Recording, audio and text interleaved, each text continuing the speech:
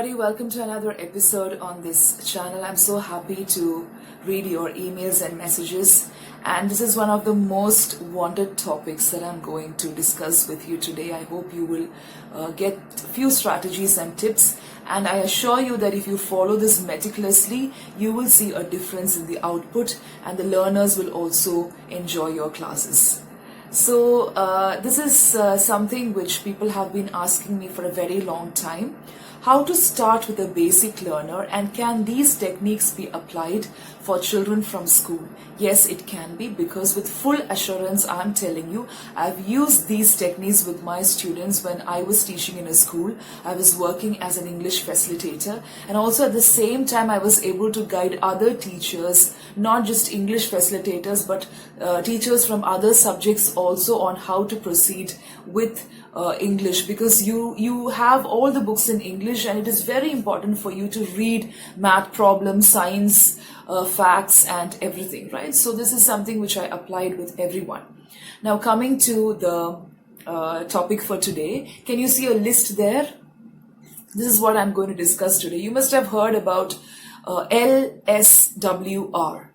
okay, or whatever you call it, LSRW, listening, speaking, reading, writing skills. This is something which everybody applies. It is the methodology that is followed by the Cambridge curriculum and also many of us in our Indian education system, and it is very effective method of teaching language and imbibing a language. Now this is not just applicable for learners who are beginners in English. You can use it in any language. And also one more thing is, even if you feel that you are good in English, there is no harm in listening to such kind of videos, because the more you practice and the more you listen to anything that you're comfortable with, you become better with a language. So this is a fact, okay? Even I am learning every day.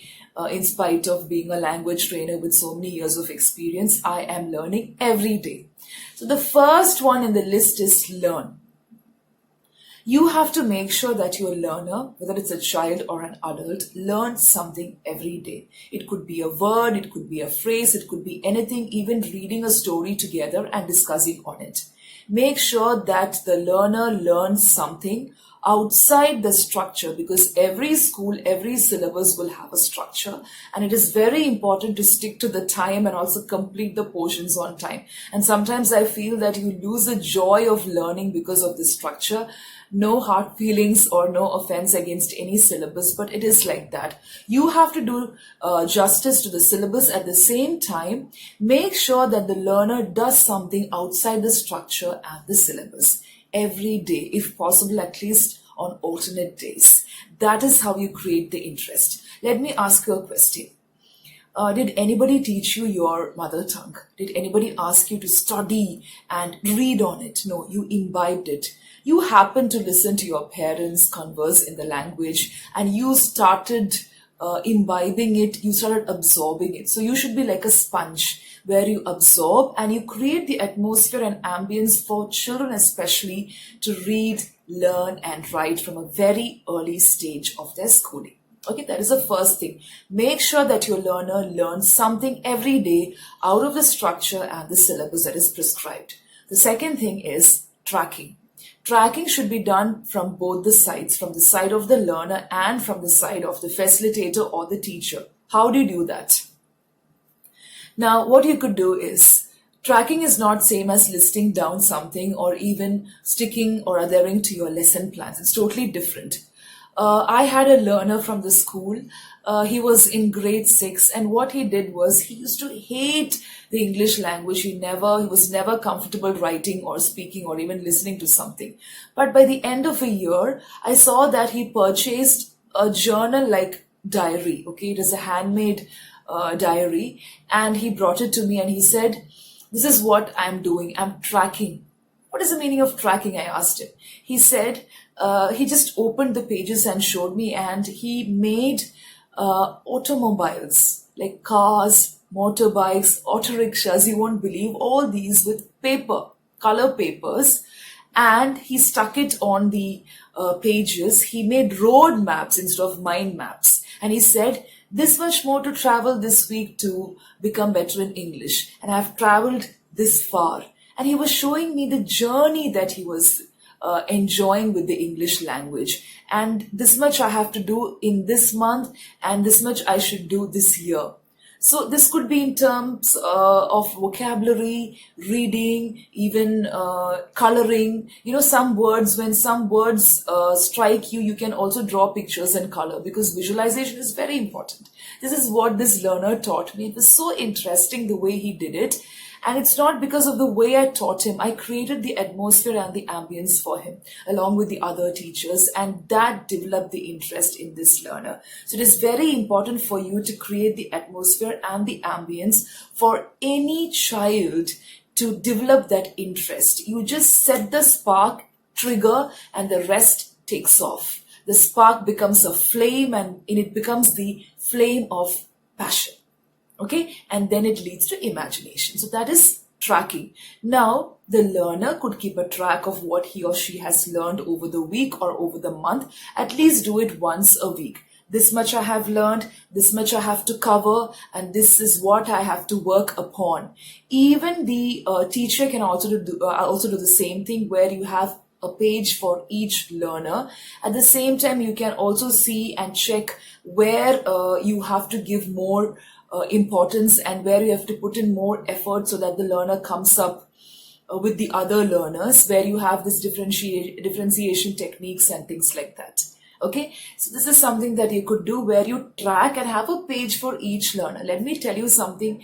You need to put in more effort. You need to have patience, and also at the same time, you have to be innovative in creating more and more activities for the learner sitting in front of you. Okay, now the next technique is recall. It is very important for you to recall and recap on what you have learned, even with the child. There should be some interesting strategies and methods where you discuss with your learner individually.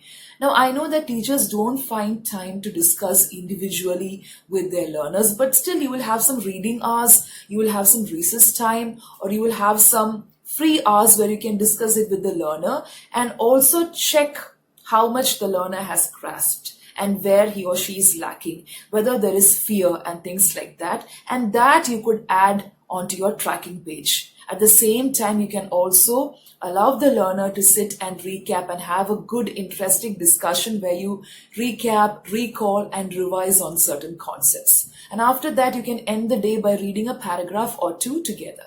Okay, it is very important to motivate the learner. And this tracking system, just now I discussed about a learner, he was actually motivating himself. He was inspiring himself, and that is one of the best ways you can have to develop any language. And the next method is writing.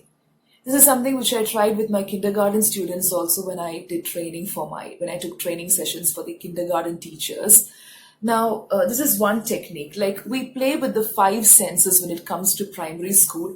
But what happens is all these techniques get lost as you progress to the higher classes because of time constraints. I totally understand all these things. Now, when you introduce an alphabet to a student, make sure that the student feels it. Okay? And even without seeing, the child should be able to tell you, this is T. I have tea in my hand. So the child becomes familiar with the corners, the edges, and it will help the child in the future to grasp concepts in math, science, and all the other subjects, because it is interconnected.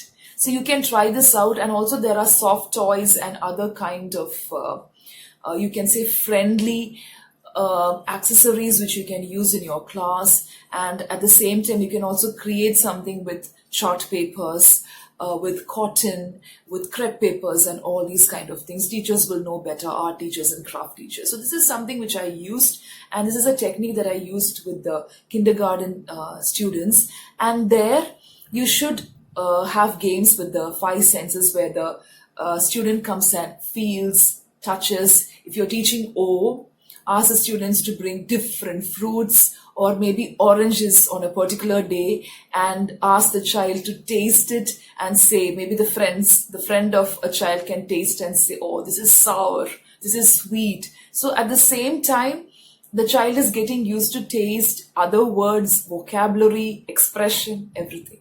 So this is something that you could do. That is After you do this activity, you can ask the child to go and write something. I know that everybody's encouraging children to write from a very early stage, and introducing children to English is not very easy because they will have a very good grip on their mother tongue. They'll be able to speak. But when coming to English, they may develop some kind of fear. But it's okay. You don't have to trigger and spark off and induce more fear into the child. What you could do is ask the child to go and even draw a picture on the board or on the drawing book, or sometimes scribble something and color it.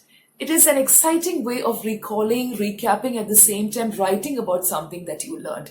This is something which adult learners can also do. After taking a session, you can write down something that you liked about the session that you will do in the future and things like that. Okay, so that is one thing. The next tip is to read. Now, when you read something to a child, you have to read it together.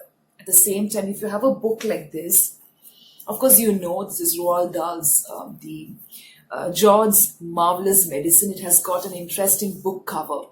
What you could do is you could show the book cover to the child and ask the child, what do you think you're going to read?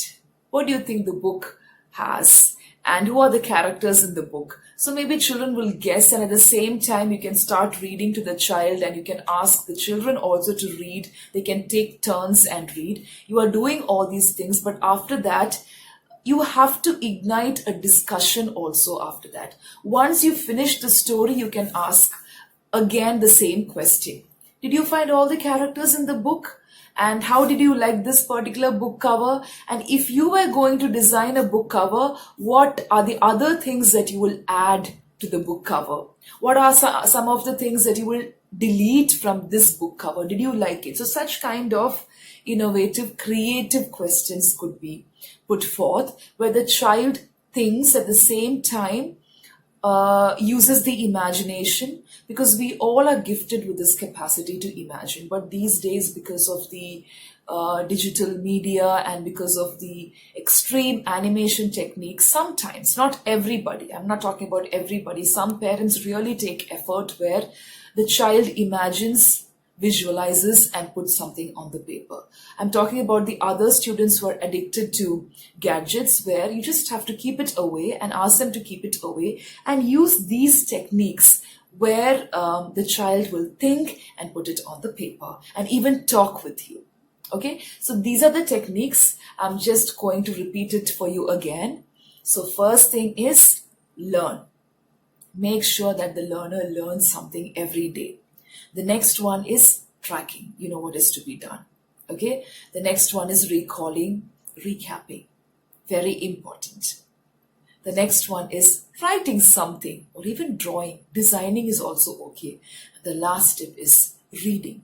You have to do this parallelly. Don't say I'm going to do this now and next month I'm going to do reading and after that I will do writing. No, do it simultaneously, do it parallelly. Children will just enjoy your class, and it's always encouraging if you have a reading corner for your classroom, or even at home where you keep a small shelf. You can put up a banner there saying reading corner. Ask the child to draw something based on the book that the child discussed with you or learned something over the week, and put it up on that board or on the wall, and that gives some motivation, and it sets up the light and the ambience for the child to develop language. Now, all you have to do is set up these techniques, and children will just absorb and grasp it within a month or within just 6 months. Believe me, and after that, they will tell you what is to be done in the next class. And if you have any more topics that I have to really discuss upon, there are more topics coming up.